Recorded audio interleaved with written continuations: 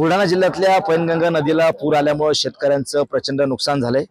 नदीनं पातळी सोडल्यामुळे शेतकऱ्यांच्या शेतामध्ये पाणी घुसलं आणि त्यामुळे सोयाबीन पीक असेल, कापूस असेल, उडीद मुगासह संपूर्ण पीक या ठिकाणी पाण्याखाली गेले।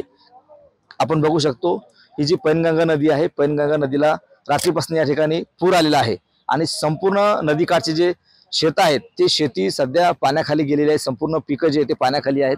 दोन्ही बाजूचा रस्ता या ठिकाणी बंद आहे।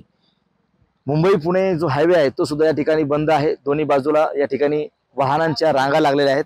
काही शेतकरी आहेत आपल्या सोबत पेटीतले। दादा काय सांगाल, तुमची किती शेती पाण्याखाली गेली, केव्हापासून या ठिकाणी नदीला पाणी आलंय? सकाळी 5 वाजल्यापासून नदीला पाणी आलं। बंद्या शेतात पाणी पसरलेलं आहे। माझी शेती जवळपास 4 एकर आहे। 4 एकर असून तर बाकीचे सर्व शेतकरी आहे त्यांच्या शेतामध्ये पाणी पसरलेलं आहे। तरी मागणी काय आहे तुमची आता शासनाकडे?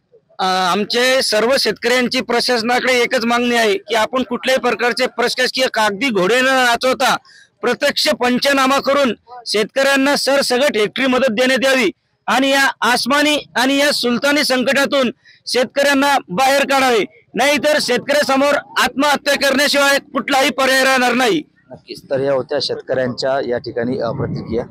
तात्काळ प्रशासनानं कोणतेही कागदी घोडे न नाचवता शेतकऱ्यांना या ठिकाणी भरघोस अशी मदत द्यावी अशी मागणी या नुकसानग्रस्त शेतकऱ्यांची आहे।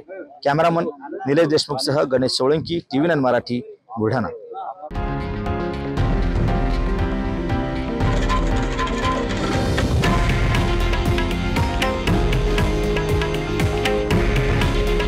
हे आहे देशातील नंबर 1 न्यूज नेटवर्क आणि आपण पाहत आहात TV9 मराठी।